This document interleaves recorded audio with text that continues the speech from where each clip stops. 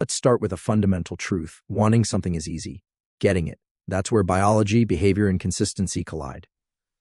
What you want, whether it's a successful career, stronger relationships, better health, or mastery of a skill, relies on how well you can align your biology with your goals. This isn't about manifesting. It's about mechanisms. To get whatever you want, you need three things: a clear target, a regulated nervous system, and a repeatable process that adapts as you grow. The brain operates most efficiently when it knows what to pursue. The more specific your goal, the more your cognitive and physiological systems align to achieve it. Ambiguity confuses the system. Clarity activates it. The autonomic nervous system controls your ability to pursue hard things. If you're always stressed, scattered, or overwhelmed, your prefrontal cortex, the part that executes plans, gets suppressed. You must learn to toggle between alertness and calm on demand. Habits are not just behavioral, they're biological. Repeating an action wires neural circuits. The more reps you give a behavior, the stronger its representation in your brain. But motivation? That's unreliable. What's reliable is dopamine, not in the way most people think. Dopamine isn't about pleasure, it's about pursuit. It surges in anticipation of reward, not the reward itself. And it's trainable. You can teach your brain to release dopamine for the process, not the outcome. That's the unlock. So how do you get what you want? By focusing not on the thing, but on becoming the person who earns it. The human brain is a goal-directed machine. One of the most powerful yet often misunderstood tools we have is visualization, not in a mystical sense, but in a neurobiological one. When you visualize a goal in detail, you're not just daydreaming. You're training your brain to recognize and pursue opportunities aligned with that outcome. This happens because of a structure in the brainstem called the reticular activating system, RAAs. Its job is to filter the vast amount of sensory information we receive and direct your attention to what's relevant. When you consistently picture a specific goal, you teach your RAS what to prioritize. It starts scanning the environment for cues, data, and decisions that relate to what you've mentally rehearsed. It's selective attention, refined by intent. But it's not enough to say, "I want to be successful," or "I want to get fit." That's too abstract. The brain responds best to specificity. If your goal is financial freedom, visualize the exact dollar amount, the kind of work you're doing, what your day looks like, even how it feels in your body. If your goal is a fitness milestone, picture the lift, the form, the muscle activation, even the strain. There's a key element here: embodied simulation. When you imagine a behavior or scenario vividly enough, the motor neurons in your brain fire in patterns similar to actually performing that behavior. This primes the neural circuitry you'll later use in real life. In short, visualization is a form of mental reps. You're building the hardware before the performance. It's also important to include obstacles in your mental rehearsal. Imagining only success actually reduces motivation. But when you visualize the process, including friction points and how you'll respond, you prepare your system to stay engaged under stress. This enhances persistence, grit, and adaptability. Finally, timing matters. Visualize in the early morning or late evening, times when the brain is naturally more neuroplastic and open to imprinting. Consistency is key. Just 5 minutes a day of detailed, emotionally engaging visualization can shift the structure and responsiveness of your attentional and motivational systems. Most people misunderstand dopamine. They think it's about reward, about pleasure when you get the thing you want. But that's only partially true. Dopamine isn't really about the reward itself. It's about pursuit, the drive to move forward, to take action, to endure challenge. Here's the critical insight. If you only allow dopamine to spike when you reach the outcome, you're setting yourself up for burnout, disappointment, and inconsistency. To make long-term progress toward any goal, you have to rewire your relationship to effort. You have to unteach your brain to release dopamine during the process, not just at the finish line. That might sound abstract, but it's rooted in hard biology. Dopamine is released from specific neurons located primarily in the ventral tegmental area, VTA, and substantia nigra. These neurons project to areas like the nucleus accumbens and the prefrontal cortex, creating a system that determines motivation, focus, and reward valuation. It doesn't just make you feel good, it tells you what is worth pursuing and how hard to keep going. Now, this system can be trained, for example, when you're in the middle of a workout, deep into a study session, or struggling through a tough business problem. Most people wait for it to be over so they can enjoy a reward. Maybe food, rest, praise, or validation. But if, in the middle of that strain, you consciously self-direct your thinking to something like, "This effort is the reward," you begin to associate challenge with pleasure. This creates a neurochemical feedback loop. You start craving the work, not just the win. And that's incredibly powerful because it means your motivation is no longer dependent on external circumstances. You've internalized the pursuit as the source of dopamine. Studies in both animals and humans have shown that when dopamine is artificially elevated only at the point of reward, future motivation drops. But when it's released intermittently throughout the challenge, motivation increases. You can actually become more driven over time if you learn how to generate dopamine in the effort phase. One of the best ways to do this is through self-directed narrative, what you tell yourself while you're working. Positive reinforcement like "this is hard, and that's exactly why it's worth doing," or "every rep is building the version of me I want to become," isn't just motivational fluff. It's engaging top-down control from the prefrontal cortex to influence subcortical dopamine circuits. You're rewiring what your brain perceives as valuable. And there's another key point. Don't spike dopamine with cheap hits. Things like excessive social media, junk food, and novelty-based distractions artificially flood the system, but with no effort. That creates a mismatch. Now your brain thinks pleasure should come without effort. Over time, this makes real work feel dull. You become less sensitive to dopamine, which leads to procrastination, apathy, and even anhedonia. The inability to feel joy. So if you want to get what you want and sustain the energy to keep going, start pairing dopamine with effort, not just with the outcome. Every time you override the voice that says "this is too hard," and instead choose to enjoy the strain, you're strengthening your motivational circuitry. You're literally programming your brain to love the process. This is the shift from outcome-driven to process-driven living, not because it sounds good, but because it's how your brain was designed to operate when it's functioning at its best. And when you align your neurochemistry with your goals, you become unstoppable, not for one sprint, but for the long haul. The human brain was not designed for multitasking. In fact, what most people call end multitasking is really just rapid task switching sent. And every time you switch, there's a cognitive cost. Your brain has to reorient, refocus, and reload the context for the new task. This takes time, burns energy, and reduces performance. There's a fundamental system in your brain responsible for targeted focus, the prefrontal cortex. It sits just behind your forehead, and it plays a central role in planning, decision-making, and goal-directed behavior. But it has limits. It can only maintain deep focus on a small number of things at once, ideally one. And when we overload it, we reduce not just the depth of our work, but also our capacity for insight, memory formation, and creativity. And do you want to make progress toward a long-term goal? If you want to reliably get what you want, you have to narrow your focus each day. Not once a week. Not when inspiration strikes, but daily. This means identifying on one cognitively demanding task, what we might call a high-friction task, that, if completed consistently, moves you closer to your goal. This task should be defined the night before or early in the morning, before distraction sets in, and it should be clearly bounded, something you can measure and complete even if it's challenging. Why is this so powerful? Because of how attention shapes the brain. There's a concept in neuroscience called experience-dependent plasticity. It means your brain changes based on what you pay attention to. The neurons that fire together wire together.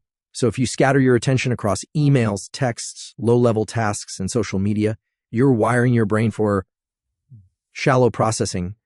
You're literally training yourself to become more distracted.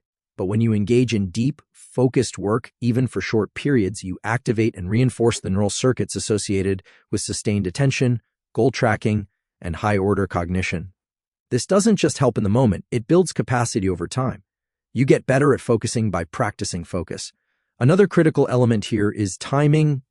The first 4-6 hours after waking are when the brain is naturally most alert and able to handle hard cognitive tasks. This is due to the natural circadian rhythm and the rise in cortisol and adrenaline, which enhance focus and mental performance. This is the window to tackle your most important task, not to check your inbox or scroll social media. Narrowing your focus doesn't mean ignoring everything else. It means creating a hierarchy, telling your brain, This is the one thing that matters most today. That singular clarity primes your entire cognitive system for action. It reduces the decision fatigue that comes from trying to manage everything at once, and it accelerates progress through a focused iteration, small daily efforts that compound over time. One focused hour a day, done consistently over months, can outperform 10 scattered hours a week. Not because of the time alone, but because of the in-depth of neural engagement. You are literally sculpting your brain to become more goal-directed, more efficient, and more capable of long-term achievement. This is not just productivity advice. This is biological alignment. The nervous system wasn't built for scattered attention. It was built for deep pursuit. Narrowing your focus daily allows you to leverage the brain's natural architecture to build traction, avoid burnout, and sustain motivation over the long term. When you give the brain a single target, it knows what to aim at.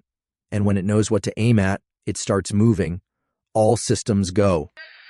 Most people think of stress as something to avoid, something harmful, something to be minimized. But that perspective is incomplete. Stress, when understood and used correctly, is not only tolerable, it's trainable. It's a tool, a biological mechanism designed to sharpen attention, increase energy, and prepare you for challenge. And the difference between those who fold under pressure and those who perform at a high level isn't that one group feels stress and the other doesn't. It's that high performers want to train for it. They use stress rather than being used by it. When you experience a stressor, anything from a tight deadline to a confrontation to an intense workout, your body initiates a cascade of responses. The sympathetic branch of your autonomic nervous system activates, heart rate increases, breathing quickens, blood vessels constrict, adrenaline and noradrenaline are released, cortisol levels rise slightly afterward to maintain vigilance. This entire process is designed to prepare your body and brain for immediate action to meet the demand. But here's the key. If you never expose yourself to stress voluntarily, you don't build any control over the system. You become reactive. You feel hijacked by your own biology. That's what most people experience. Stress is something that happens to them. But your nervous system is plastic. It adapts. You can build a kind of stress tolerance, a buffer zone between the onset of arousal and the collapse of composure. And that buffer is built through deliberate exposure to stress in controlled environments. When you introduce challenge intentionally and learn to maintain awareness, calm, and presence through it, you train your system to handle bigger stressors in the real world without overreacting. One of the most effective ways to do this is through a breathwork continent. Fast, shallow breathing is associated with panic and anxiety. Slow exhalations activate the parasympathetic nervous system, which helps calm the body. Just 3 minutes of deliberate physiological sighs, 2 quick inhales followed by a long exhale, can rapidly shift your internal state from agitation to calm, even in the middle of stress. Another powerful method is in cold exposure runner. Immersing yourself in cold water, or even a cold shower, creates a significant stress response. Your heart rate spikes, your breathing becomes erratic, and your brain signals discomfort.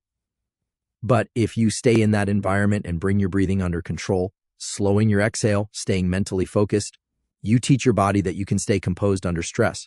You decouple the physical sensation of stress from panic. This creates what's called a top-down control beta, the ability of the prefrontal cortex to regulate deeper, reactive brain structures like the amygdala and brainstem. This doesn't just apply to cold or breath, it generalizes. That's the point. When you regularly challenge yourself and learn to stay composed under stress, whether through high-intensity exercise, public speaking, fasting, or emotional discomfort, you build stress resilience across all domains. You're rewiring the feedback loops between your body and brain. You're creating a new default, and I can handle this. And it's important to understand that this training doesn't make stress disappear. It makes it always full. It turns stress into a signal, not a threat, a form of energy, not a barrier. It enhances learning and neuroplasticity too. Moderate levels of stress, when combined with focus, increase the release of neuromodulators like norepinephrine and acetylcholine, which enhance memory consolidation and attention. In other words, when you're a little stressed, your brain is more malleable, if you're in control. A mistake many people make is assuming calmness is the absence of stress. It's not. Real calmness is stability under stress. It's learned, it's trained, it's earned by deliberately putting yourself in situations that challenge your composure and then guiding your internal state in real time. This is how elite performers, special operations units, top athletes, and even surgeons stay composed under pressure. They've trained it, they've exposed themselves to adversity over and over, and built the wiring to remain present, focused, and effective when the stakes are high. That same wiring is available to you. It's not about talent, it's about reps. So if you want to become the kind of person who can pursue hard goals, stay calm under chaos, and maintain momentum when things go sideways, don't just hope you'll handle stress better. Train it, make stress your gym, and each time you do, you'll gain access to a deeper layer of performance, clarity, and control. The human brain isn't wired for nonstop work. It was never meant to focus for 8, 10, or 12 hours in a row. In fact, pushing through long stretches of cognitively demanding tasks without rhythm or structure doesn't make you more productive. It burns you out, impairs memory, and actually shrinks your ability to focus over time. What neuroscience shows us very clearly is that the brain functions in a cycles content, and these cycles determine we're naturally wired for peak performance and when we should disengage, reset, and recover. These aren't vague productivity hacks. These are done biological rhythms that shape everything from attention and learning to hormonal output and neuroplasticity. One of the most important of these rhythms is called the endothradian cycle tenant. It's roughly 90 minutes long, though the exact length can vary slightly from person to person. During each cycle, your brain goes through phases of heightened alertness, energy, and focus, followed by a natural dip, what you might feel as restlessness, distraction, or fatigue. That dip isn't a failure of willpower. It's biology telling you, yin, then the system needs to reset. The mistake most people make is pushing through that dip.